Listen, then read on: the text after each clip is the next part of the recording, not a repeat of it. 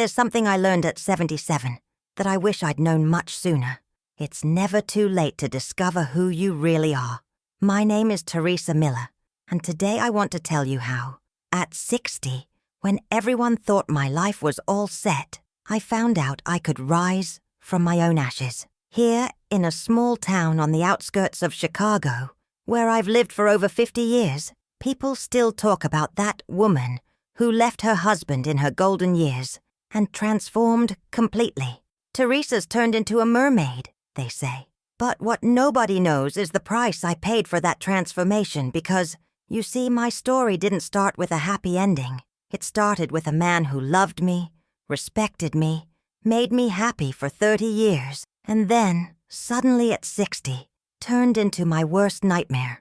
When he started calling me beached whale in front of our own kids, I still thought it was just a rough patch. But today, looking back, I understand that God needed to break me completely so I could discover what I was made of inside. And you have no idea what I found deep down. My dear folks, before I start this story that's going to touch your heart, do this old lady a favor. Give the video a thumbs up, subscribe to the channel, and turn on the bell, because I've got lots of exciting stories to tell you. And tell me in the comments where you're watching from, what city, what state. I love knowing where my dear viewers are, scattered all across our great country. And if you're over 45 like me, tell me how many grandkids you have. Let's build a family, right here in the comments. It was March 2008. I'd just turned 60, and I was beaming because we were finally going to have time for ourselves. My husband, Albert Foster, had retired from the canning factory after 35 years on the job. Our 3 kids, Richard, Mary, and George, were all grown up, each with their own lives. Now it's our turn. Teresa, he said that morning on my birthday, bringing me breakfast in bed. We're gonna travel. We're gonna enjoy the life we built together. I smiled, hugging him, smelling that bar soap he always used. 30 years married, and I still got butterflies when he looked at me that affectionate way. Our little house in the neighborhood was simple, but it was our kingdom. 2 bedrooms, a small living room with a brown leather couch we bought on credit, a kitchen where I'd make his favorite meals, pot roast on Saturdays, seafood gumbo on Sundays, and always a creamy rice pudding for dessert that he said was better than his own mom's. I weighed 172 pounds back then. I wasn't skinny, never had been, but I wasn't fat either. I was a normal 60-year-old woman, with the curves 3 kids and 30 years of life had left on my body. Albert always complimented me. "My gorgeous brunette," he'd say, pinching my waist while I was doing the dishes. But it was exactly a week after my birthday that everything started to change. Albert came home with a bottle of whiskey. "I bought it to celebrate our freedom," he said, uncorking it at the kitchen table. "Albert, since when do you drink whiskey?" I asked, surprised. In 30 years of marriage, he only had a cold beer on Sundays, watching football. "From now on, woman, a retired man has the right to relax." That first night, he had 3 shots and got talkative, even affectionate. He told stories from the factory, laughed at our memories, kissed me passionately. I thought, what's the harm? Oh, honey, if I'd known that first bottle was just the beginning of my nightmare. In 15 days, Albert was drinking every day. It wasn't 3 shots after dinner anymore, it was 5, 6, sometimes the whole bottle. And along with the whiskey came that damn pack of cigarettes he hid in his shirt pocket. "Albert, that tobacco's gonna wreck your lungs," I said one morning, watching him light his 3rd cigarette before even breakfast. "Shut up, Teresa," he growled for the first time in his life. "Who are you to give me orders? You don't run things around here." I stood still, holding my coffee mug, unable to believe what I'd heard. In 30 years, he'd never spoken to me like that. Ever. "Forgive me, honey," I said softly. "It's just worry." "Worry?" He laughed bitterly. "The only thing you should worry about is that gut of yours that keeps growing." The stab to my heart right then still hurts today.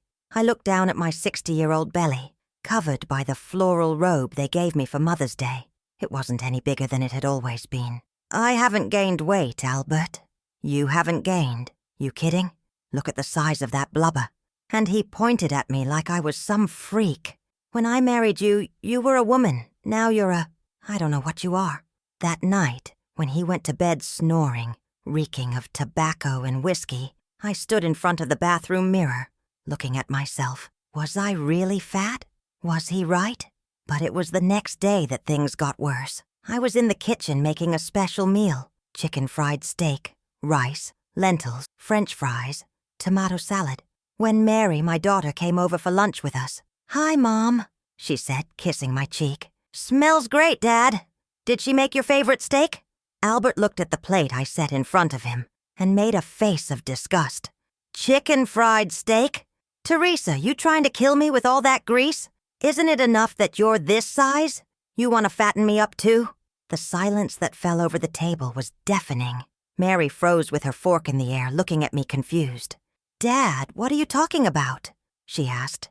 "I'm talking about how your mom turned into a whale, honey. Look at the size of this woman. Looks like she swallowed a pool float." Mary turned red with anger. "Dad, don't talk to my mom like that." "Don't talk to her? She's my wife. I'll talk to her however I want. And another thing," he pointed at me, "stop making this fattening food. Make a salad, something light. You need to lose weight urgently, or you're gonna burst." In that moment, something inside me died. Right there in front of my own daughter, the man I'd loved for 30 years called me a whale. He humiliated me like I was trash. Mary got up from the table, threw her napkin on the plate, and said, "Dad, you need to stop drinking. My mom has always been beautiful, and she still is." "Beautiful!" Albert burst out laughing. "Your mom was beautiful 20 years ago. Now she's a circus elephant." My daughter left slamming the door, and I sat there at the table staring at the food I'd made with so much love, feeling like it had lost all its taste in my mouth. "You gonna eat or what?" he asked, already on his second shot of whiskey for the day. "Yeah, I am," I lied, pushing the food around my plate, swallowing tears with every bite. From that day on, it became a routine. Every day, a new humiliation. "Teresa, you don't fit in those clothes anymore. Teresa, it's embarrassing to go out with you like this. Teresa, even Mrs. Margaret from down the block looks better than you, and she's 70. The worst part was that I started believing him. I started looking in the mirror and really seeing a whale. I started avoiding leaving the house out of shame that people would see what Albert saw in me. "Mom, you seem different," my oldest son Richard said during a visit. "You're quieter, sadder." How could I explain to my son that his father, the man he respected, was destroying me word by word? How could I tell him that his grandkid's grandpa called me fat in front of everyone? "It's nothing, son, just tired." But it wasn't tiredness. It was a pain that grew every day, a shame that made me want to vanish from the world. Now, my dear, tell me in the comments if you've had or have a husband who smokes. Why? Oh, honey, good Lord. It's awful. Wherever you go, there's a cigarette butt in some corner of the house. It was 6 months of hell. 6 months hearing every day that I was fat, ugly, that I embarrassed him. 6 months watching the man I loved turn into a stranger, drinking from morning to night and treating me like I was a burden in my own home. It was a Thursday in September 2008. I remember it perfectly because it was my godmother Carol's wedding anniversary, and she'd invited me to a little party at her house. I hadn't gone out in months, out of shame to show up in public. "Albert," I said, fixing my blue dress with red flowers, the only one that still made me feel pretty. "I'm going to Carol's party. Wanna come?" He was sitting on the couch with the whiskey bottle on the coffee table and a cigarette in his mouth, watching a variety show on TV. "Me go out on the street with you?" He laughed that cruel way I'd learned to hate. "Teresa, please. You think I'm gonna embarrass myself?" "Embarrass yourself how, Albert?" "Embarrass myself going with a fat woman. Everyone's gonna stare and think, 'Poor Albert, he married a whale.'" Those words hit my chest like a knife, but I still tried to resist. "Well, I'll go alone then. You're not going anywhere." He got up from the couch, staggering. "I'm not letting you go out and embarrass yourself. Stay home, make dinner, and stop trying to get attention." "Albert, I promised Carol." "I don't care what you promised anyone," he yelled. And for the first time I saw that violent look. "You're my wife, and fat women stay home." That's when something inside me snapped. It wasn't just anger, it was a clarity that hit like lightning. I looked at that drunk man, stinking of tobacco, forbidding me to leave my own house. And I thought, who is this stranger? No, I said, my voice coming out firmer than I expected. What? I said, no, Albert. I'm not staying home. I'm not fat, and I'm not accepting you treating me like this ever again. He took 2 steps toward me, finger in my face. You'll do what I say, you fat cow. I call the shots here. Fat cow. Those 2 words were the last straw. It's over, Albert, I said, taking off my ring. It's over right now. What are you doing? I'm freeing myself from you. I tossed the ring on the table right next to his whiskey bottle. 30 years putting up with, respecting, loving a man who now treats me worse than a dog. Teresa, have you gone crazy? Crazy is what I was for spending 6 months, accepting you calling me fat, whale, cow. My voice was loud, something that never happened. Crazy is what I was for letting you convince me I'm worthless. I went to the bedroom and started throwing my clothes into a duffel bag. Where do you think you're going? He said, following me. To my parents' house. Your parents? Teresa, you're 60. What are you going to do at your parents'? I'm going to be happy, I replied, zipping the bag. I'm going to remember what it's like to be treated with respect. He stood in front of me, blocking the bedroom door. You're not leaving this house. I'm your husband. A husband doesn't humiliate his wife, I said, pushing him aside. A husband doesn't call his wife a cow. A husband doesn't make the person he loves feel like garbage. I was joking, Teresa. You know I joke. Joking. I stopped at the living room door and stared him in the eyes. Albert, look at me good. This is the last time you're gonna see me, because the woman you thought you could humiliate just died, and the one being born in her place, you won't know her. Teresa, stop. Let's talk. Talk? I tried talking for 6 months. For 6 months I swallowed your insults, your humiliations, waiting for you to go back to the man I married. But that man died with the first whiskey bottle. I grabbed my purse, my bag, and walked to the front door. He followed, stumbling. If you walk out that door, you're not coming back, he yelled. I stopped with my hand on the knob and looked back one last time. Albert, you're right. I'm not coming back, because the Teresa who accepts being mistreated is staying here with you. The one leaving is someone else. And I walked out, closing the door behind me, feeling for the first time in 6 months that I could breathe right. The walk from my house to my parents was the longest and most liberating of my life. It was just 8 blocks in the neighborhood, but every step took me away from that hell and closer to my refuge. My dad, Mr. Anthony Sanders, was 85 and still grew his veggies in the garden. My mom, Mrs. Mary Sanders, was 82 and still made the best cheese pies in the area to sell at the farmer's market. They lived in the same brick house where I was born, on Acacia Street, number 47. When I knocked on the door at 7:30 p.m., with my bag in hand and puffy eyes from crying, it was Dad who opened. Teresa, honey, what happened? Dad, was all I could say before collapsing in his arms. Mary, he yelled into the house. Come here, Teresa's here. Mom appeared, wiping her hands on her apron, that floral apron she'd used for 20 years. When she saw me crying, she didn't need explanations. Oh, my girl, she said, hugging me tight. Come in. Come on. What did that jerk do to you?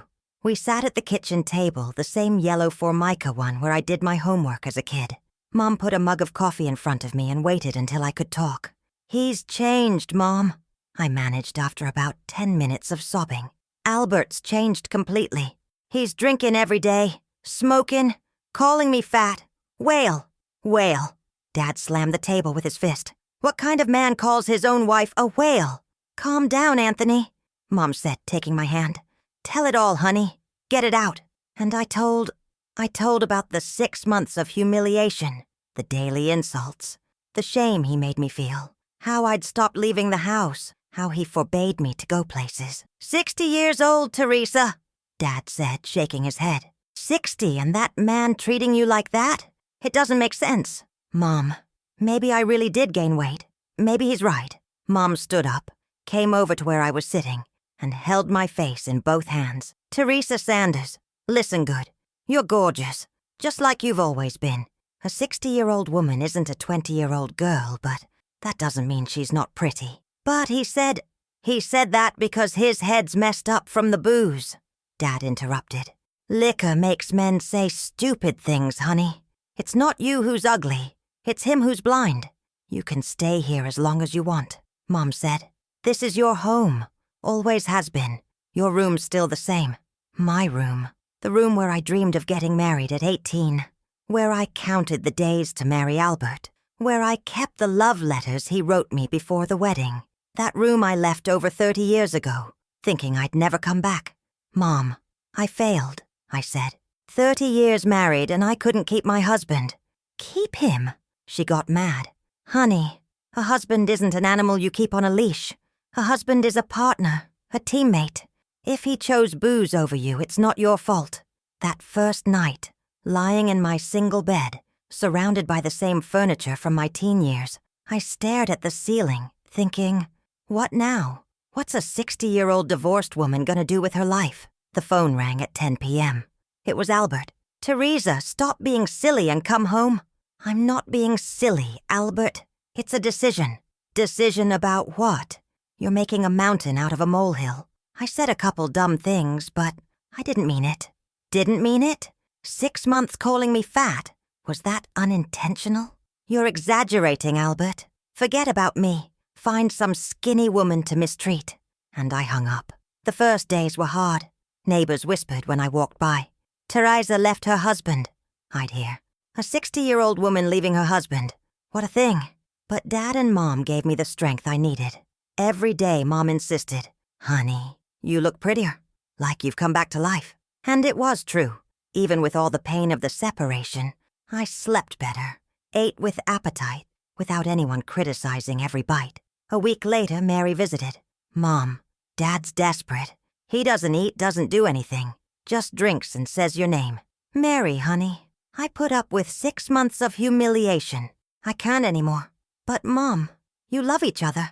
He doesn't love me, honey. Someone who loves doesn't humiliate. Someone who loves doesn't belittle. What if he stops drinking? Mary, I took my daughter's hand. The problem isn't just the booze. It's that he lost respect for me. And without respect, no love survives. It was right there, in that talk with my daughter, that I knew there was no going back. The Albert who loved me had died with the first whiskey bottle. What was left was a stranger who hurt me every day. Your mom's right, Dad told Mary.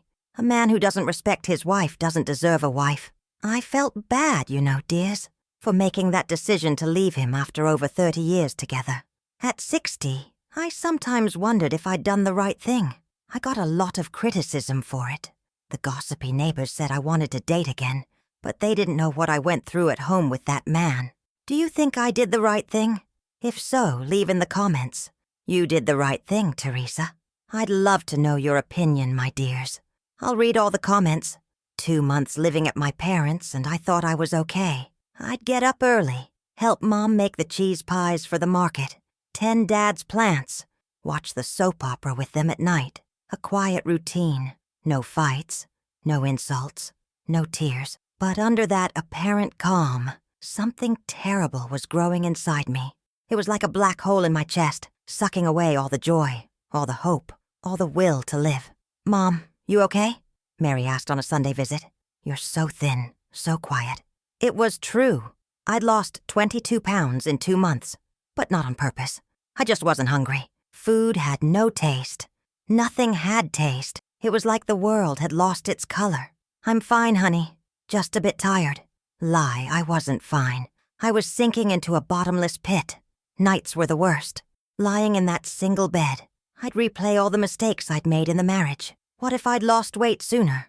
What if I'd been a better wife? What if I'd ignored the insults? And the question that tormented me most. Maybe he was right? Maybe I really am ugly fat, a worthless woman?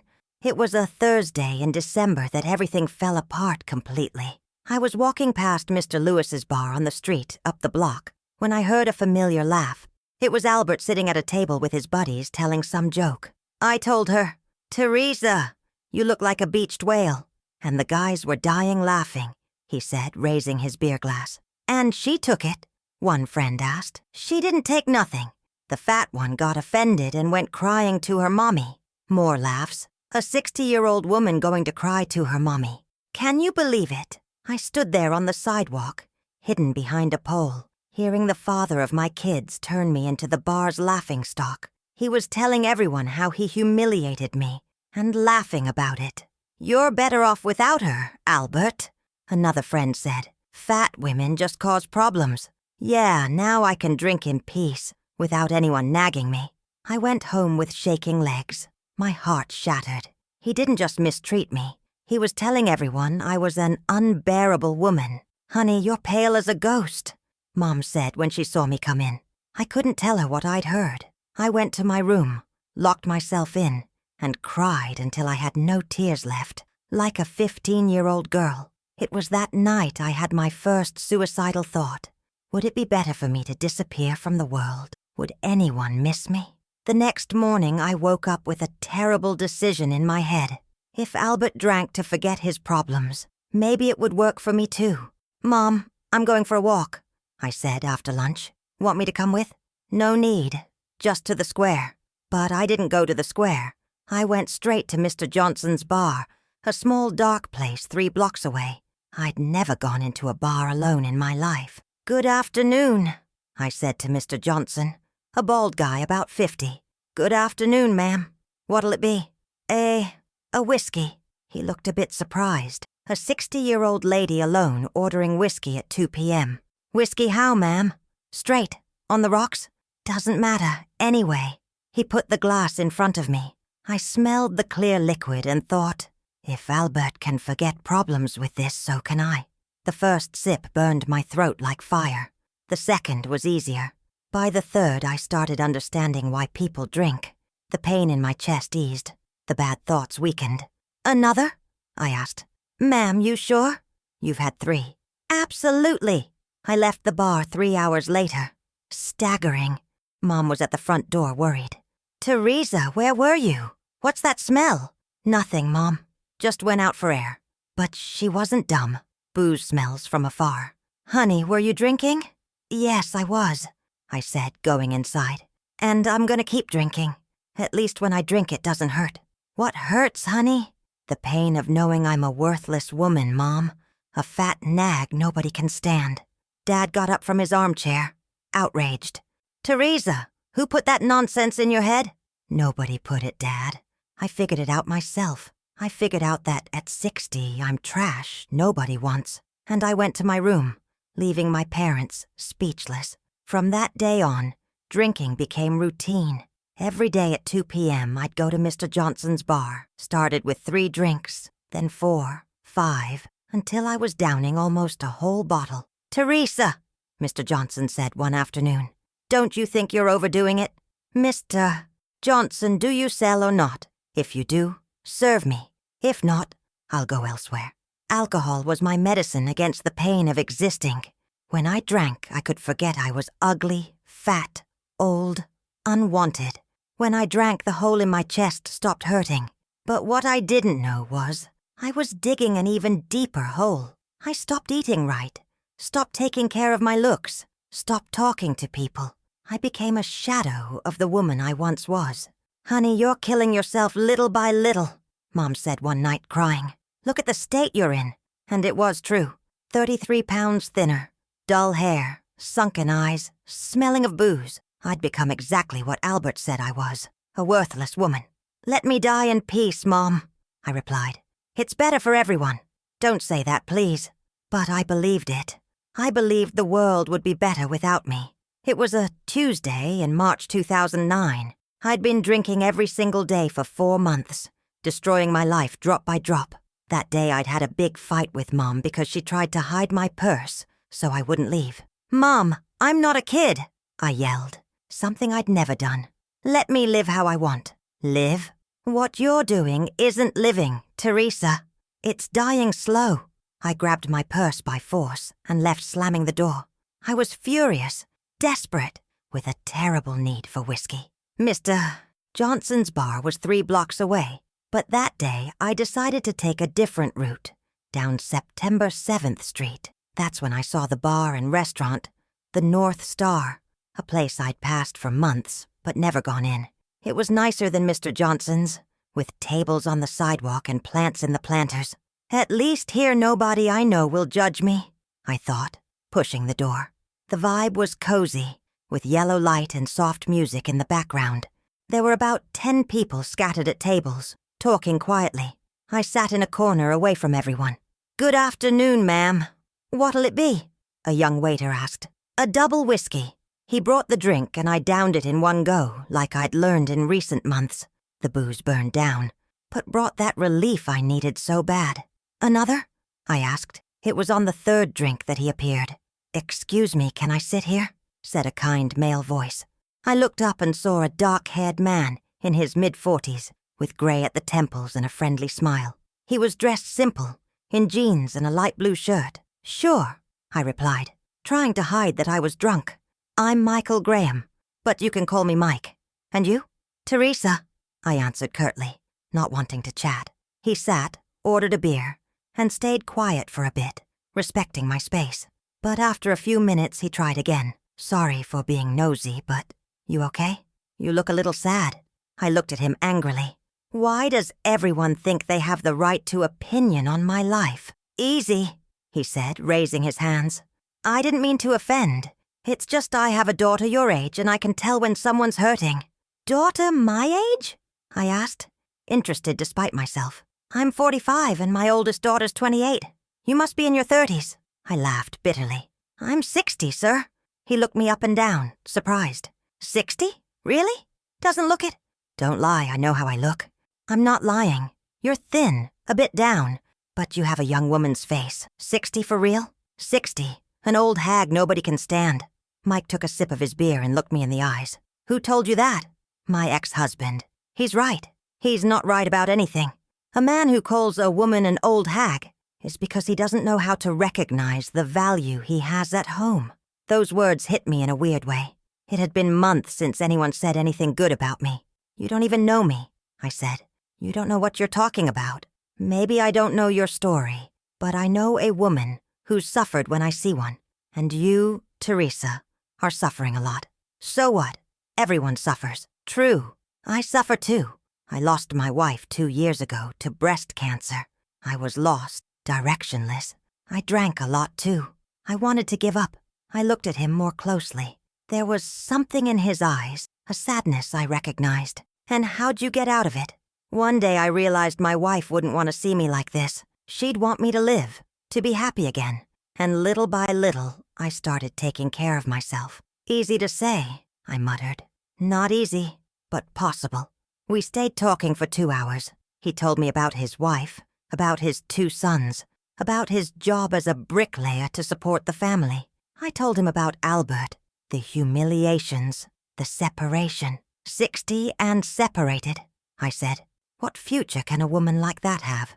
"The future she wants to build," Mike replied. "Age is just a number, Teresa. What matters is the will to live." When it got late, he stood to leave. "It was a pleasure talking to you. It's been a long time since I found someone so interesting."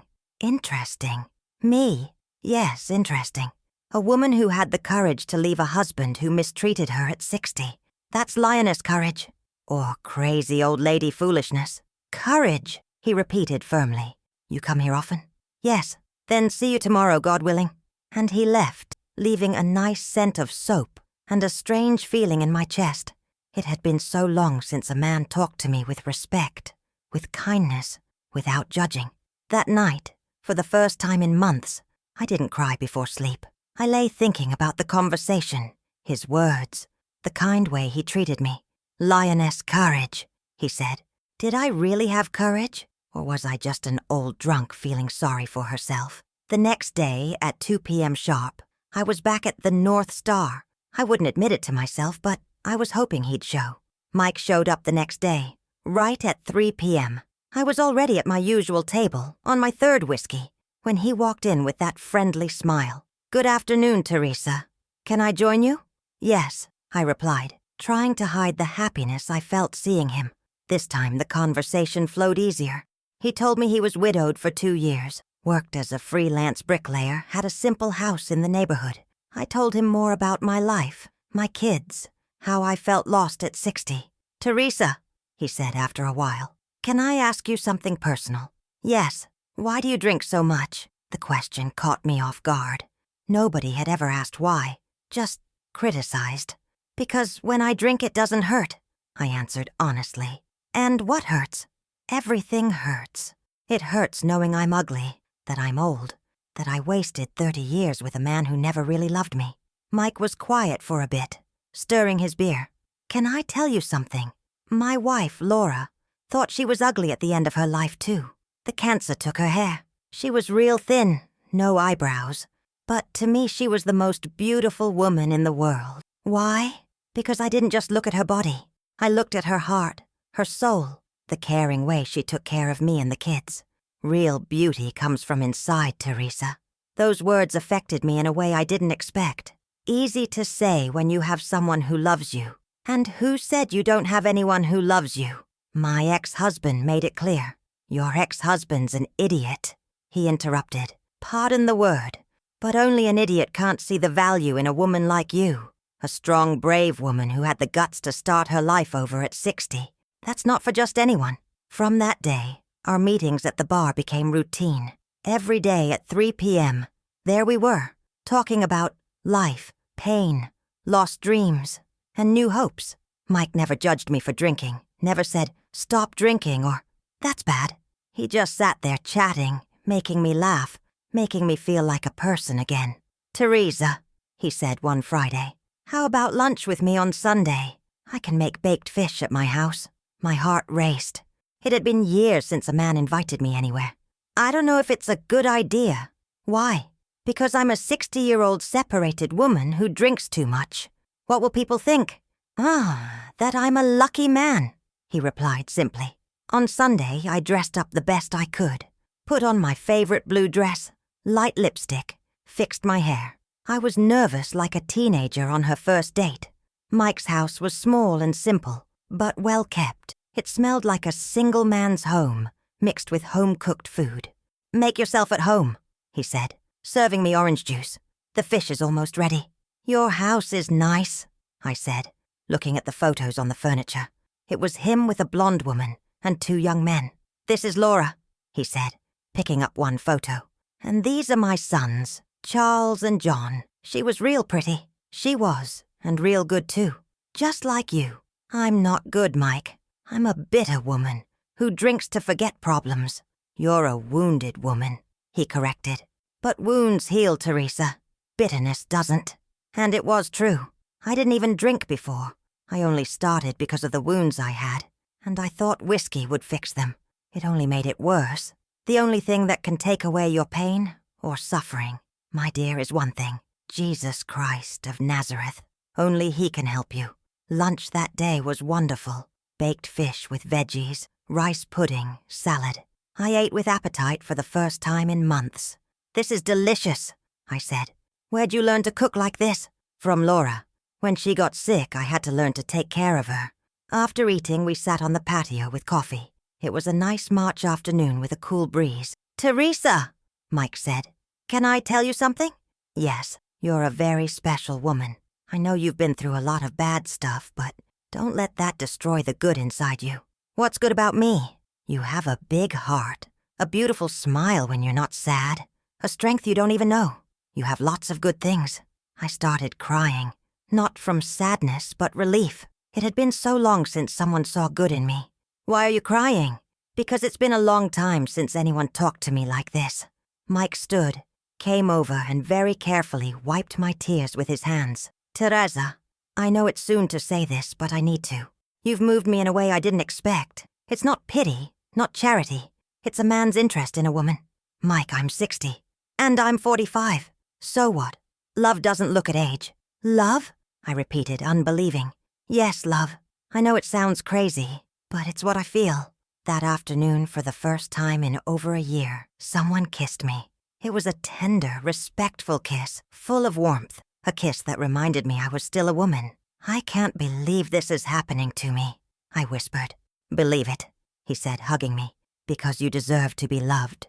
You deserve to be happy. And for the first time in many months, I believed it too. Dating at 60 is completely different from at 20. No rush, no anxiety to start a family, no social pressure, pure, clean love, based on wanting to share life with someone special. Mike courted me like I was a princess. He'd show up at the bar every day with a little flower from his garden. We didn't even drink anymore. We just went to the bar to see each other. He'd take me walking in the square, introduce me to his friends with pride. "This is Teresa, my girlfriend." Girlfriend? At 60, I was someone's girlfriend again. "Teresa," he said one Wednesday, "have you thought about quitting drinking?" It was the first time he brought it up directly. "I have, but I can't.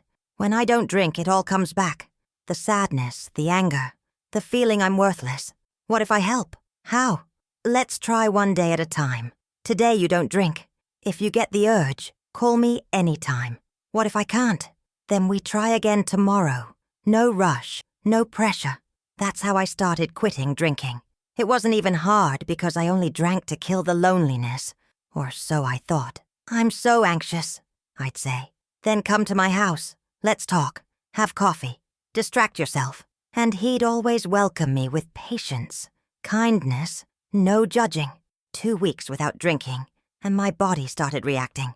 I tasted food again, smelled flowers, enjoyed a long bath. It was like waking from a deep sleep. "You look different," Mom said one morning. "More color in your face." "It's because I quit drinking, Mom." "You really quit? How'd you do it?" "Mike helped me." "That man's a blessing in your life, honey." And he was. Mike wasn't just helping me quit drinking. He was helping me rediscover myself as a woman. "Teresa," he said one day, "how about we do something? Let's take care of you." "Take care of me how?" "Your beauty, your health, your self-esteem." "Want to?" "Mike, I'm a 60-year-old lady. It's no use anymore." "Of course it is. You're pretty. You just need a little care." The next Saturday, he took me to the salon. It had been over a year since I'd been to a beauty parlor. "I want you to make her gorgeous," he told the stylist, "because she's already beautiful. Just enhance it."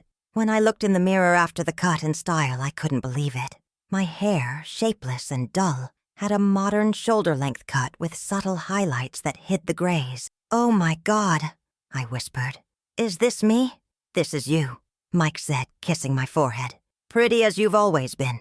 From then on, I started really taking care of myself. I wore lipstick again, put cream on my face, chose clothes with care. Mike went with me on everything, always complimenting, always encouraging. "How about a walk?" he suggested. "It's good for health and mind." We started walking every morning in the neighborhood square. At first, I'd be out of breath after 2 laps, but little by little, I built stamina. "You're stronger," Mike would say, "more fit." And it was true.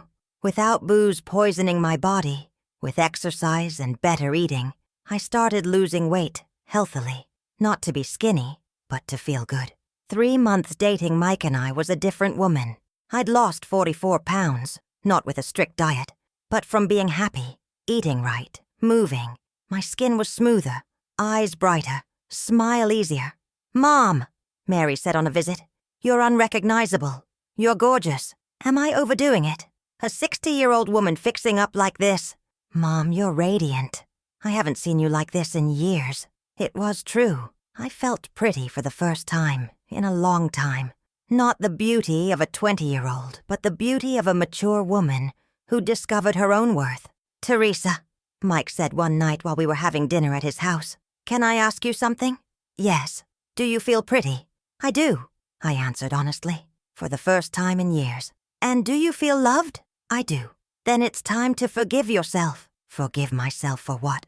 "For believing the lies your ex-husband told you. For believing you were ugly, old, useless. It's time to understand none of that was true."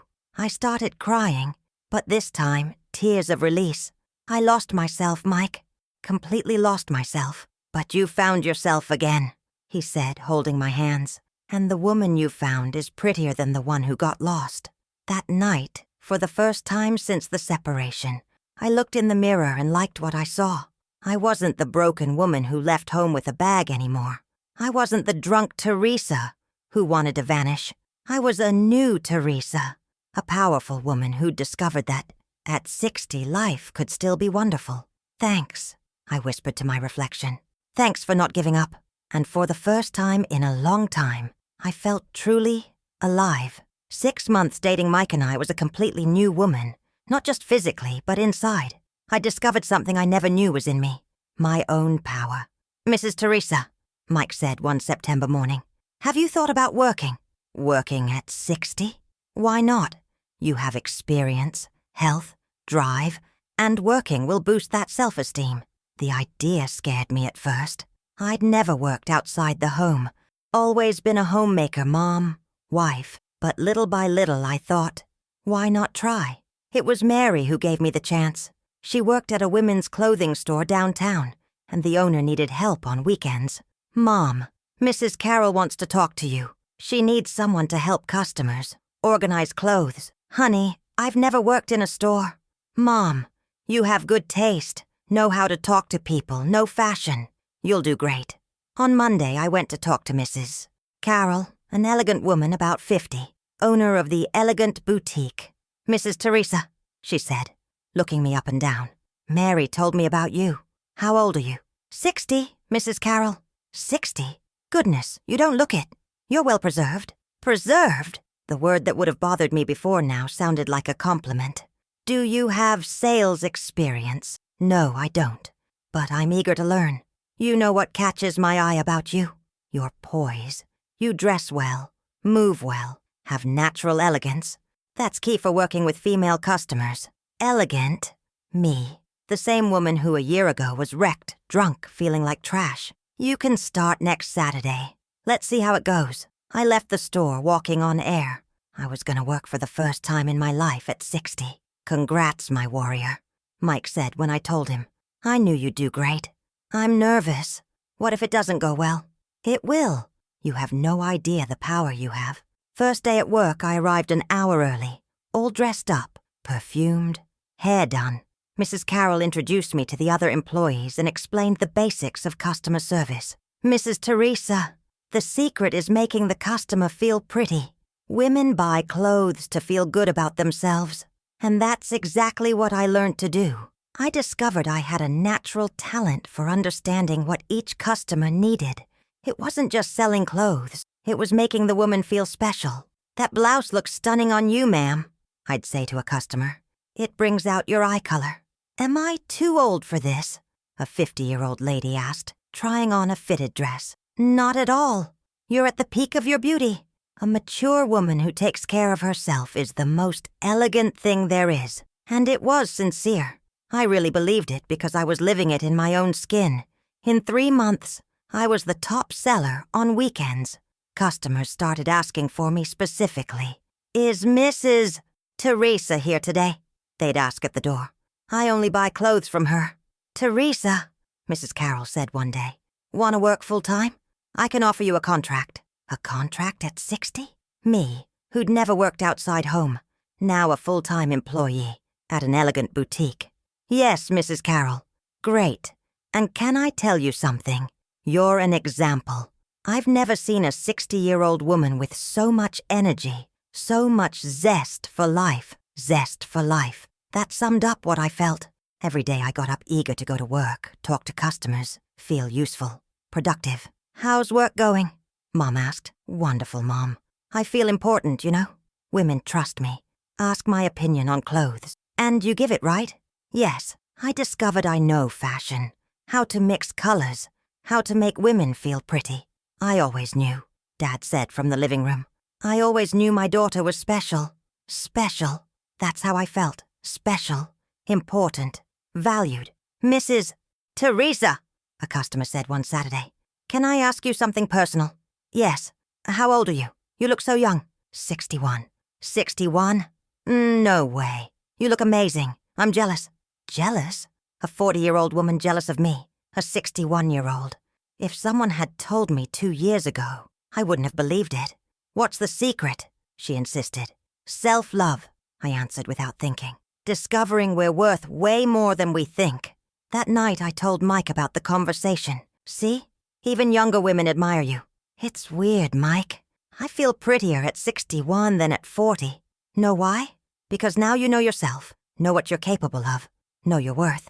And all thanks to you. No, all thanks to you. I just helped you see what was already there. It was true. Mike had been the mirror showing me my own beauty, my own strength. But the change came from inside me.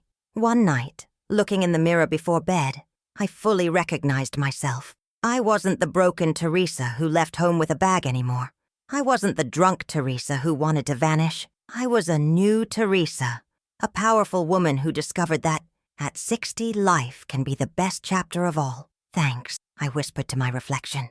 Thanks for holding on, for fighting, for believing you deserved better. And it was in that moment of total fullness that the past came back to haunt me. It was a Thursday in November 2009. I was at the boutique organizing the new clothes that arrived when I heard a familiar voice at the door. "Excuse me, does Teresa work here?" My blood ran cold. It was Albert's voice. I turned slowly, and there he was. Thin, gaunt face, gray hair messy, wrinkled clothes. He looked like he'd aged 10 years in a year and a half. "Hi, Teresa," he said, trying a smile that came out forced. The other employees stopped what they were doing. Mrs. Carroll, at the register, looked at me worried. "Albert," I barely said, "what do you want here?" "I want to talk to you. Can we? I'm working." "I know. That's why I came. I heard you got a job." He looked me up and down, clearly surprised by how I looked. I was wearing a pink dress, well-tailored, low heels, hair fixed, light makeup. I weighed 137 pounds, 44 less than when we separated. "You look different," he said. "Yes, you're thinner, much thinner. And you look older," I replied coldly. Mrs. Carroll came over. "Teresa, everything okay?" "Yes, Mrs. Carroll. This is my ex-husband." "Ah," she said, eyeing him. Mrs. Carroll was sharp and sensed the tension. "Well, make yourselves comfortable. Call if you need anything." Albert looked around the store, impressed. "Nice place. What do you do here?" "Help customers.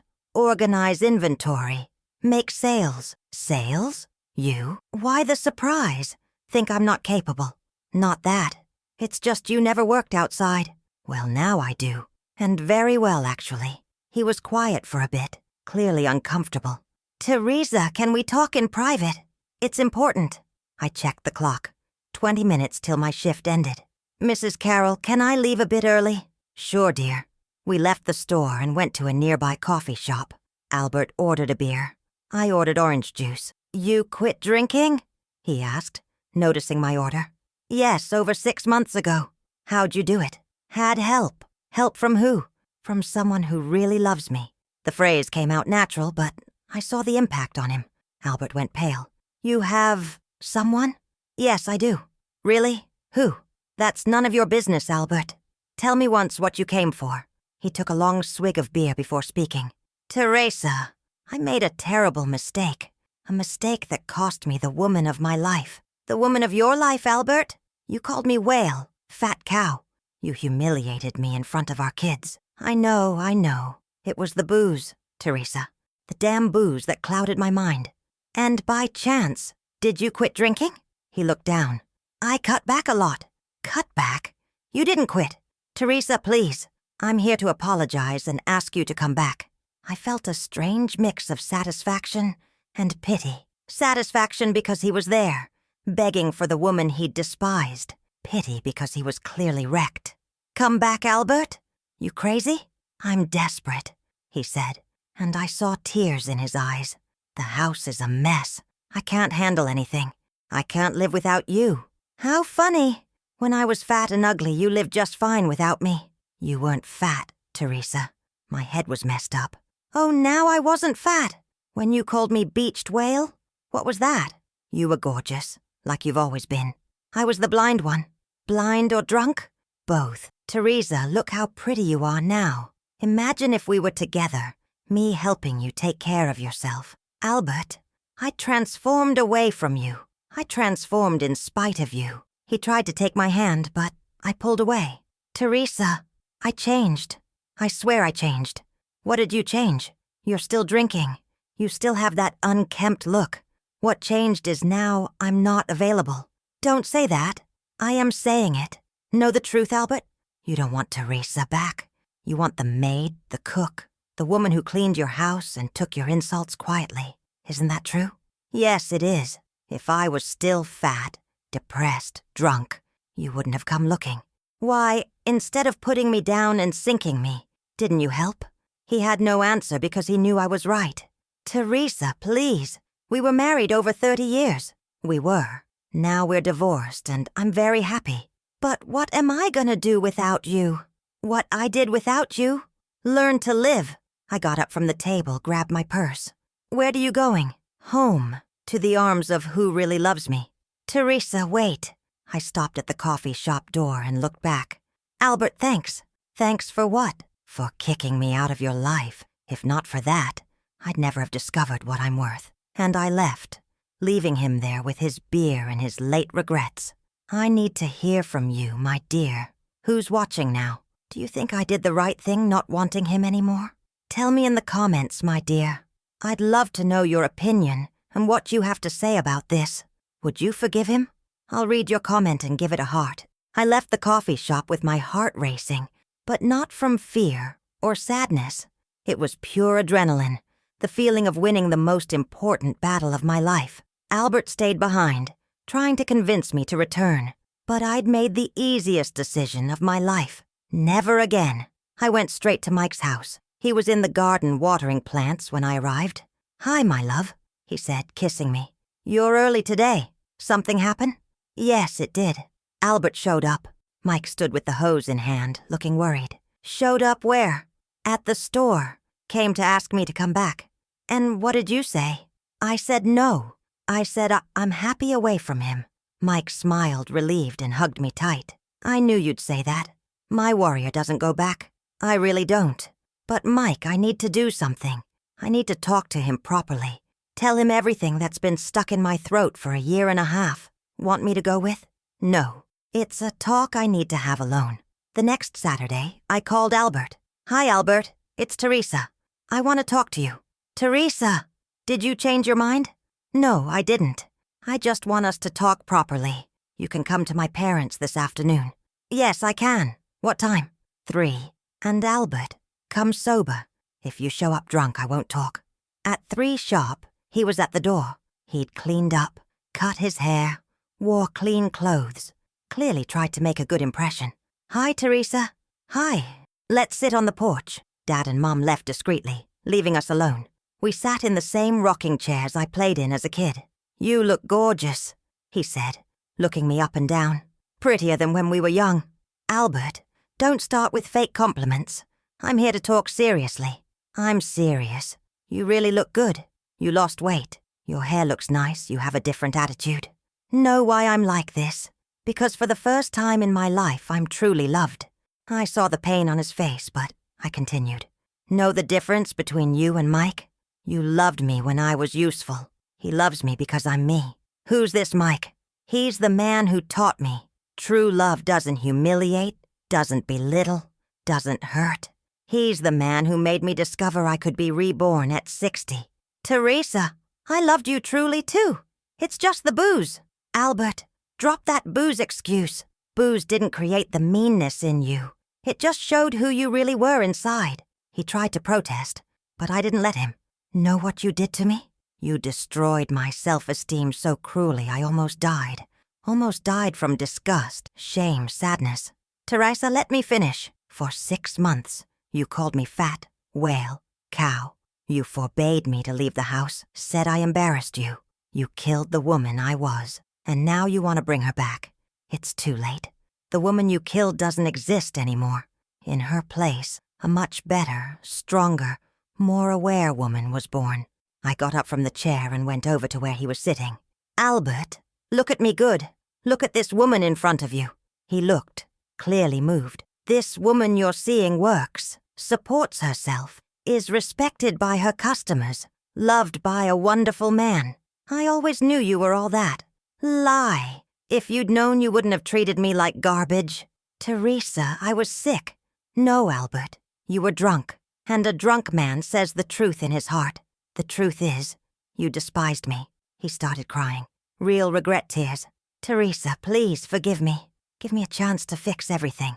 I sat back in my chair and looked at him calmly. Albert, I forgive you. I forgive because holding a grudge hurts me. not you. But forgiving doesn't mean coming back. Why? If you forgave, because I don't love you anymore. Simple as that. The phrase came out natural. No anger, no pain, just a fact. You knew me for over 30 years and despised me for 6 months. Those 6 months erased 30 years, Albert. What if I quit drinking? What if I change? Even if you change, no going back. Know why? Because I changed too. And the woman I am today doesn't accept crumbs of love. Crumbs? Yes, you only want me back because I'm pretty, because I'm good. Where were you when I needed you? When I was wrecked, drunk, lost? You were at the bar telling your friends your wife was unbearable. You were laughing at me, making me the joke. He bowed his head, ashamed. Albert, look at me, I said firmly. You didn't want the fat, depressed Teresa who needed help, so you won't have the thin, pretty, happy Teresa. There's nothing left. It's over. Definitely over. I got up again, signaling the talk was done. And know the best part of all this? I'm way happier now than I was with you. Way happier. Teresa, please. No, please. Go home, Albert. Go take care of your life. Quit drinking. Get help. But without me.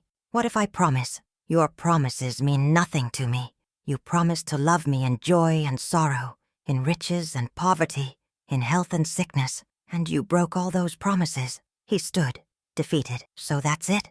It's really over? It was over 1.5 years ago, when you first called me fat cow. I'm just making it official now. I walked to the door, showing him out. Albert, I truly wish you happiness, but away from me. Teresa, goodbye, Albert, and thanks once more. Ah, thanks for what? For setting me free. If you hadn't mistreated me, I'd never have discovered how much I'm worth. I closed the door behind him and leaned on it, feeling complete peace. I'd definitively closed the most painful chapter of my life and opened room for the happiest. That night, dinner with Mike, I told him the whole talk. And how do you feel? He asked. Free. Completely free. No pity for him? Yes, but pity isn't love. And love without respect doesn't exist. My warrior, Mike said, taking my hand. I'm proud of you. Why? Because you showed a 62-year-old woman can be reborn, can transform, can choose to be happy. And that's what I'd done. I'd chosen to be happy. Here I am, my dears, in 2025, at 77, telling you this story on a nice September afternoon. I'm sitting on the porch of my house. Yes, my house, that I bought with my own money from work, sipping coffee and looking at the garden Mike and I planted together. You're probably wondering, and Mike, Mrs. Teresa? How's that, love? Ah, my children, that's the prettiest part of the story. Mike's with me to this day, at 61, strong as an oak, making me laugh every day. We got married in 2011, in a simple ceremony but full of love, with my kids walking me down the aisle and his giving us their blessing.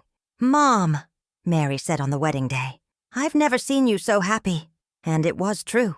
At 63, I remarried and discovered a second love can be even sweeter than the first, because it comes with age's wisdom. Mike taught me true love grows with time, doesn't shrink.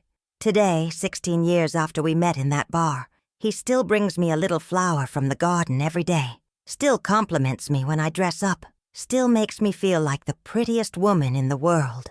Mrs. Teresa, he said this morning, you get prettier every year. Mike at 77, at 87, at 97. Soul beauty doesn't age. And boy, we've been through a lot together. In 2018, I had a heart issue and needed surgery. He didn't leave my side for a minute in the hospital. What if I don't make it through surgery? I asked, scared. You'll make it, warrior woman. You don't give up easy, he said, holding my hand. But if you don't, know these years with you have been the best of my life. I made it, of course, and today I'm here, stronger than ever, working part-time at the boutique. Mrs. Carol won't let me retire, says I'm the soul of the business, and I enjoy every day by my partner's side. But there was news I want to share with you that definitively closed a cycle in my life. In December 2023, Richard, my oldest son, called with info I'd been expecting for a long time, but that still surprised me. Mom, I have news. It's about Dad. What happened, son? He died, Mom, yesterday morning. Liver problem. I was quiet for a bit, processing. Albert had died at 80, after years of drinking, alone in a rental house on the outskirts. Mom, you okay? Yes, son. How was he the last years? Bad, Mom. Real bad. Kept drinking, couldn't stop. Lived alone, didn't take care of his health, didn't take care of the house. We tried helping several times, but he wouldn't. And he never remarried. Never. Said the only woman in his life was you. That he made the biggest mistake when he lost you. I felt a pang of sadness. Not for him, but for the wasted life he chose. Mom, you going to the funeral? No, son, I'm not. Why? Because I said goodbye to him 16 years ago, and I don't want my last image of him to be in a coffin. I'd rather remember him as the good man he once was, before the booze. We understand, Mom. When I hung up, Mike was by my side. How do you feel? He asked. At peace, I replied. Completely at peace. And it was true. No anger, no satisfaction, no sadness. I felt peace, the peace of someone who chose forgiveness long ago. Not for him, but for myself. Know what I think, Mike? I think Albert died a long time ago, the day he chose booze over family. What died now was just the body. And you, my warrior, were reborn exactly the day you chose to value yourself. Today, looking back, I see those 6 months of hell I lived with Albert were necessary for me to discover who I really am. Without that pain, I'd never have found my strength. Without that humiliation, I'd never have discovered my worth. I have 12 grandkids now, from 5 to 25, and they all know me as the warrior grandma. They love when I tell them the story of how Grandma was reborn at 60. Grandma, my 15-year-old granddaughter asked the other day, don't you feel mad at Grandpa Albert? No, honey. I feel grateful. Grateful? Why? Because he taught me life's most important lesson. Nobody can determine your worth except yourself. That's what I want to leave you, who are listening, especially the women who might be going through something similar. It's never too late to start over. Never too late to discover your worth. Never too late to choose happiness. At 77, I wake up every day thankful to be alive, for health, for love, for discovering the golden years can be life's best stage. Mrs. Teresa, Mike said this morning, what's the plan today? The usual, I replied. Be happy. And that's it, my dears. My plan for every day God gives me is to be happy, because I learned happiness isn't a privilege of the young, the rich, the good-looking. Happiness is a choice, and I choose to be happy every day. And here, my dear folks, we come to the end of this story that moved me, and I hope moved you too. If you made it this far, thanks so much for joining me on this hour-long journey. I know it's valuable time you gave me, and it fills my heart. Now I'll ask for a few important things. If this story touched your heart, give it a thumbs up below. Each like is a hug I receive and gives me strength to keep telling my stories. If you're not subscribed yet, subscribe now and turn on notifications. I have lots of other exciting stories to tell. Stories of faith, overcoming, love, struggle, each more exciting than the last. Share this video, especially if you know a woman who needs to hear it's possible to start over, that it's never too late to discover your own worth. Sometimes, a story like this can change a life. Tell me in the comments what you thought of my story. Have you been through something similar? Do you know someone who was reborn after 50 or 60? I want to know your stories too. God bless you, my dear folks. Until the next story, that's already here in a corner of my heart, waiting to be told. A big kiss on each of your hearts, with all the love from this 77-year-old warrior grandma. Bye, my loves.